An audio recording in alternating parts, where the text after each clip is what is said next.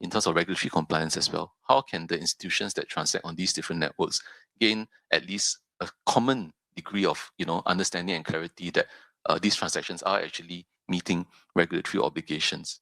So these are we're in an initial phase where you want to make sure these products can unlock real-world efficiencies in how financial markets operate today. And obviously, we live in a world where there are regulations and compliance requirements that these financial institutions need to fulfill. So in the initial phase, certainly these products will be operating in a way leveraging compliance and regulatory features that are purpose-built in on the XRP ledger, like Grand Rising, good afternoon or good evening, wherever you all are at in the world. What is going on, everybody? Welcome back to another CYPRX video breakdown. In today's video, we're going to be discussing and talking about this massive release that Ripple just put out March 11, 2026 in regards to securing an Australian financial services license. And then we're also going to be tapping into the Future of Finance Forum, taking a listen to some of the panelists here. One individual is a ex-Federal Reserve Bank of New York representative, and then we also have a gentleman here that we're going to listen to from the Monetary Authority of Singapore. And then shout out to the block for this podcast with Marcus Infinger, the SVP at Ripple X. We're also going to take a listen to some clips from this podcast as well. So if you guys enjoy these video breakdowns, do us a favor, keeping you on the loop with the ongoing happenings in the digital ecosystem. We do appreciate the love and the support. If you would smash that thumbs up button, make sure that you're subscribed to the platform. With that being said, let's dive into today's video breakdown. This particular podcast has some really juicy gems in it, in my personal opinion, and still only has 65 views. So shout out to the CYPRX researchers for sharing this one in the Discord, because this one was a great listen. And obviously, of course, the block as well for hosting this podcast. First, starting off here with the announcement that just was released from Ripple. We come over here to Fiona Moraes, Managing Director, Asia Pacific at Ripple, just put this out 4 hours ago. She said, I am thrilled to share that Ripple plans to obtain an Australian financial services license, the AFSL. The official announcement from Ripple reads, Ripple, a provider of blockchain-based enterprise solutions across traditional and digital finance, today announced plans to secure an Australian financial services license, further expanding its regulated footprint in the Asia-Pacific region. The license enables Ripple to expand its payments offering in Australia, enabling financial institutions and fintechs and enterprises seeking faster, more efficient ways to move value across borders while operating with established regulatory frameworks. I like the way that they ended that there, because that's going to go hand in hand with something that the gentleman from the Monetary Authority of Singapore is going to say to you guys in a second. And that aligns with what Marcus Infinger is going to say to you guys as well. To continue this, it says Ripple will obtain its AFSL through the proposed acquisition of BC Payments Australia Ltd, which is subject to finalizing the standard completion process. I like this because this is also going to go hand in hand with another thing that Marcus Infinger says about them going from this implementation phase to this actual these next phases. He talks about being in this phase 2 environment. You'll hear that in just a second.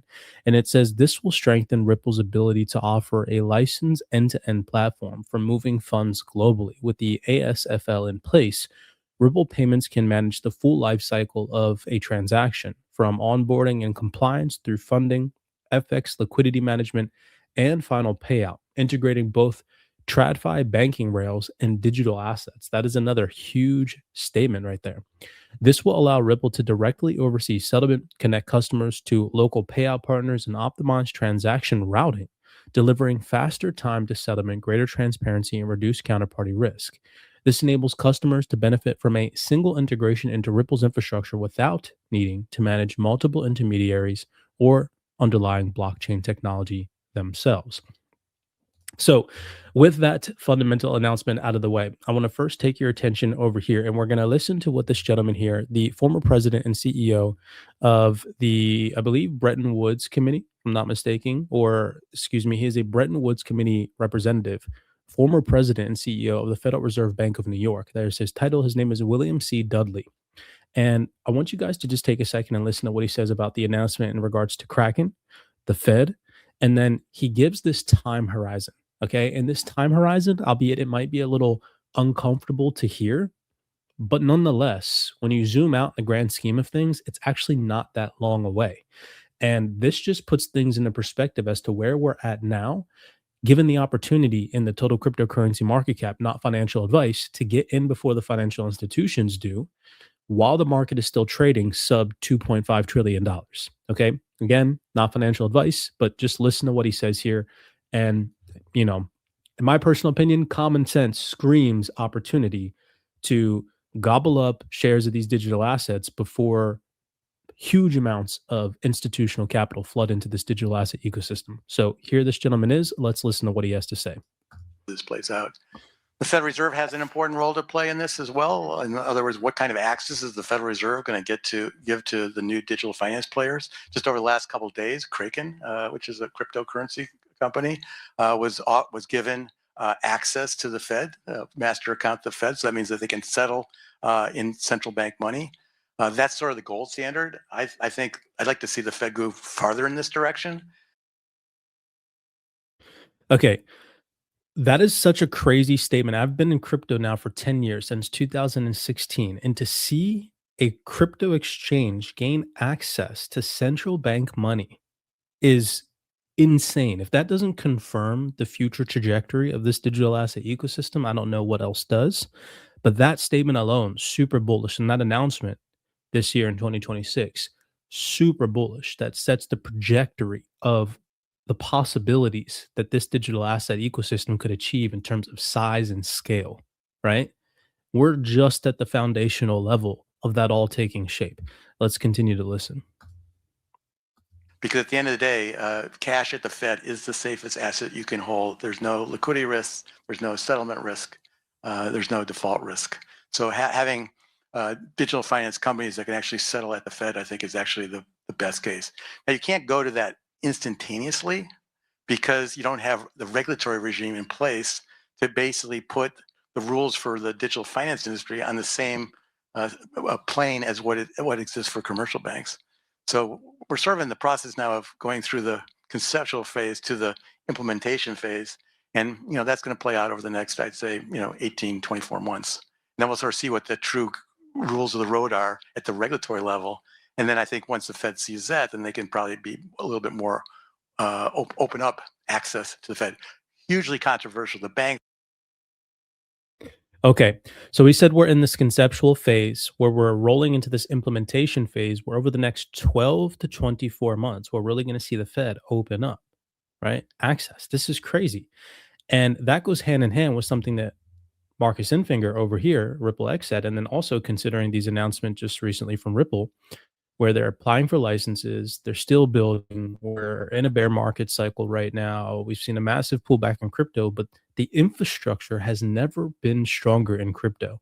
And it is just insane the opportunity that we have. I cannot scream that at the top of my lungs enough that once we supersede $5-7 trillion, we're never, as retail traders, ever again going to get the opportunity to buy digital assets that actually gobble up market share in the future, sub $2.5 trillion market cap.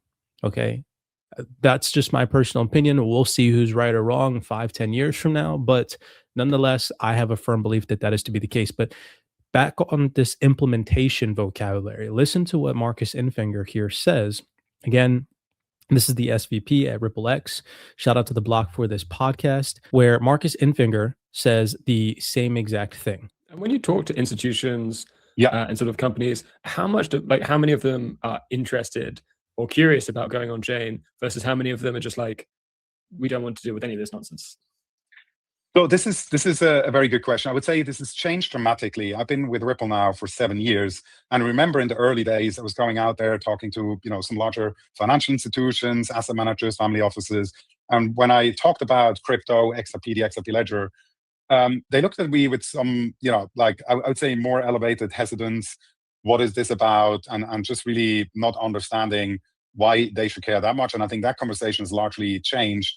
And it's come through, certainly proof points like, for example, BlackRock, basically saying, hey, everything will be tokenized, launching a tier one sort of like tokenized treasury, on chain. And I think it's no longer a conversation of like, hey, would this happen at some point? I think the critical mass has been reached with this industry now being a multi-trillion-dollar industry, and it's now really become way more tangible. I think we're now in a period where it's still a lot of piloting going on, including this Aviva partnership that we announced in the beginning. It will certainly be more of a pilot phase, but I think institutions are really pushing to unlock these efficiencies that blockchain technology promises that I mentioned a bit at the outset, and doing it rather sooner than later. So I think we're at the stage where we're moving from sort of piloting, issuing assets, seeing them on chain, towards unlocking them, and that's really where the ultimate value lies here, right? Tokenization by itself matters, and bring these stuff on blockchains is important, but the ultimate value will come from integrating it into workflows and doing things more effectively than we can do today, right? And so I think the conversation there has largely changed, just to go back to the impetus of your question here. Yeah, absolutely. And right? So we're moving from this pilot phase to this implementation phase. Now, back over to the Future of Finance podcast, or panel discussion, should I say.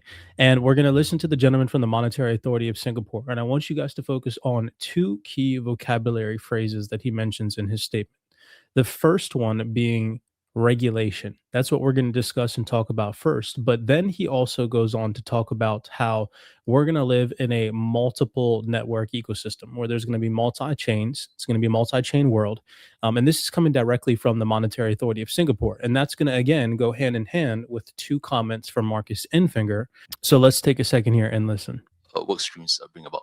Second, at the so-called the network layer, MES introduced a program called Global Layer 1, where, like, to Bill's point, we don't believe that there's going to be one kind of like network, one winner, if you will. There will be several, right? Those of you in the international policy sphere will know, there are quite a few very large, if you will, initiatives going on to bring multiple stakeholders together, and we think that's a good thing, right? Ultimately, if the financial system wins, where there's one, perhaps more, right, such large networks in place, but there should be some degree of interoperability. There should be some degree of commonality when it comes to issues of uptime, whether it's uptime, right, as what Greg mentioned, or also in terms of regulatory compliance as well. How can the institutions that transact on these different networks gain at least a common degree of understanding and clarity that these transactions are actually meeting regulatory obligations?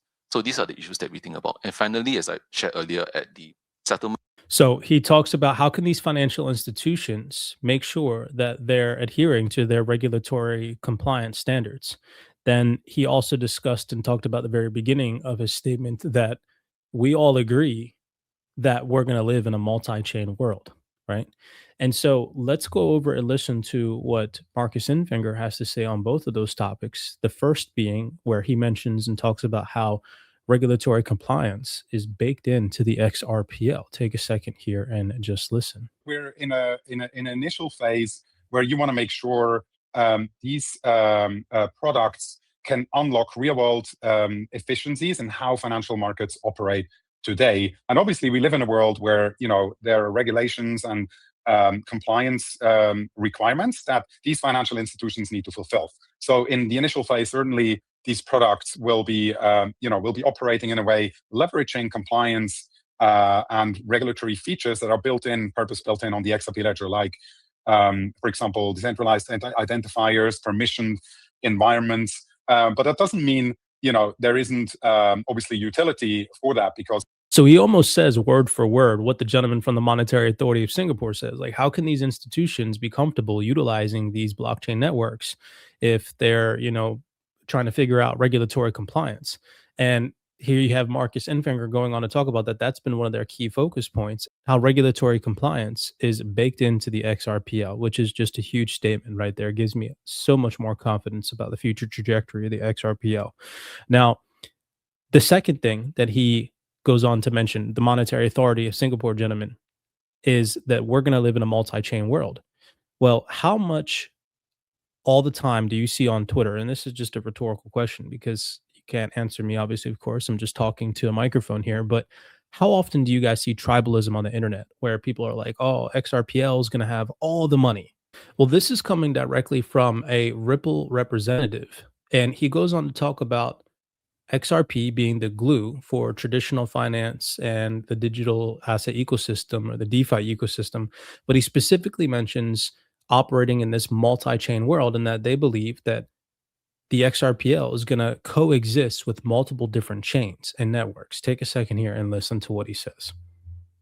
Yeah, I start by saying, XRP has a privileged state on the XRP ledger in the sense that it's the native asset and it's the only native asset on the XRPL. It's basically all transaction fees, reserve requirements on the XRP ledger are denominated on the XRP. So it's kind of like tying all the network activity directly to the asset. It's kind of like the path of choice when there is some illiquid assets in connection with each other, and XRP will be used automatically in a function called auto bridging.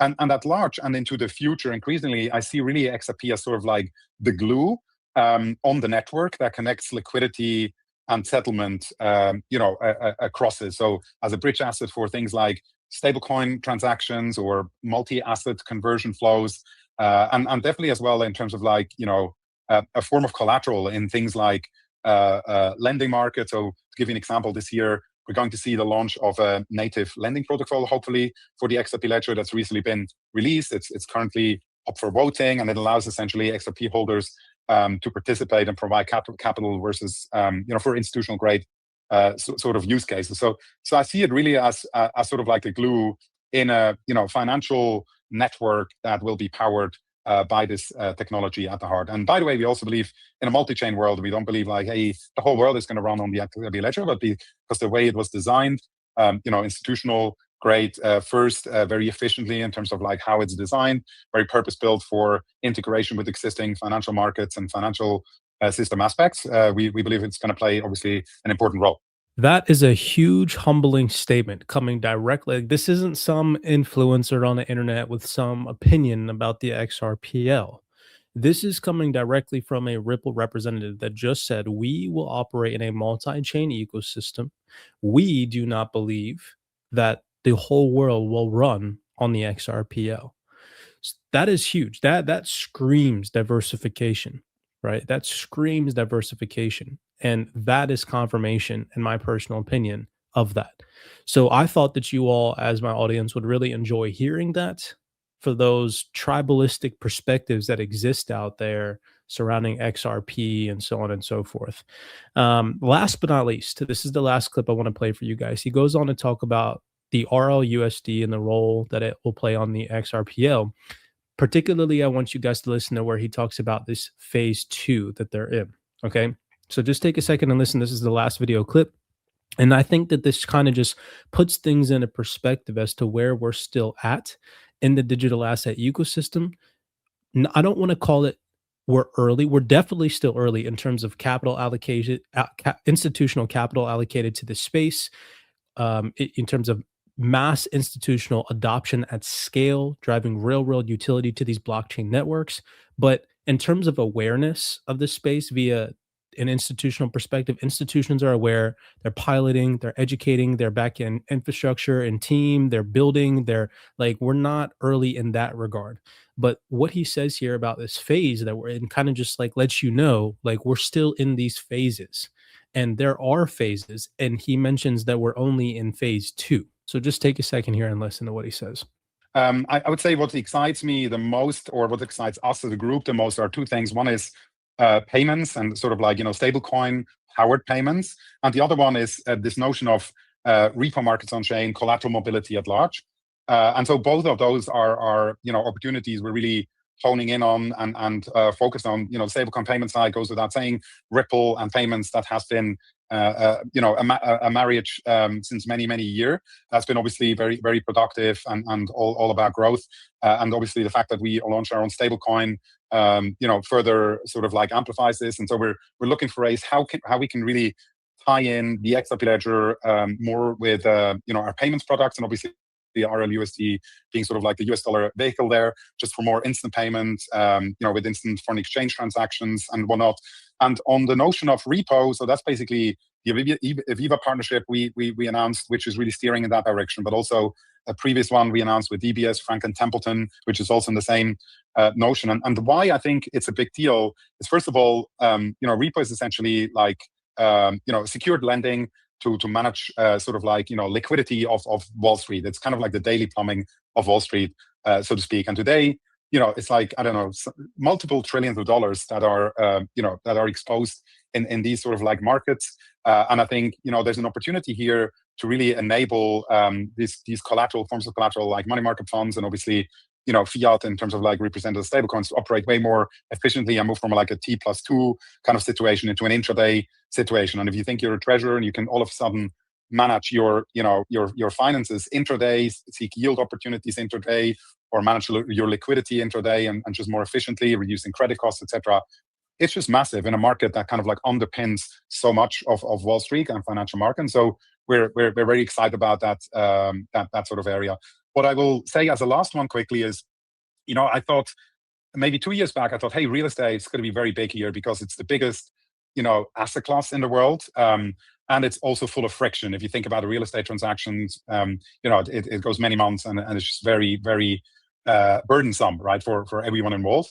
However, it proved to be a bit complicated, I would say, in the early stage in terms of like how blockchain technology can service that use case and bring instant benefits. And so we've seen more, things like tokenized money market funds gaining traction, etc. However, what we've seen last year with the partnership we did in the Middle East with the tokenization player Construed and also the Dubai Atlantic Arm, which is the official sort of like real estate governing sector in the UAE, they've been bringing title deeds in the UAE on the XRPL, and we're now in this partnership moving into sort of like a phase 2 where secondary market activities is starting. So I would say that's also like a pretty big market there that's starting to be developed, and where certainly the value add blockchain technology can bring is absolutely massive. So these are sort of like the 2-3 buckets. Yeah.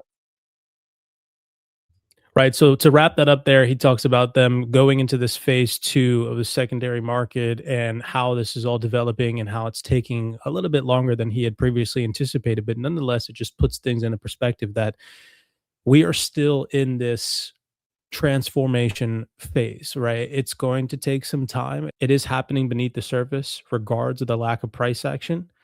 Put that aside, the infrastructure is stronger than ever before.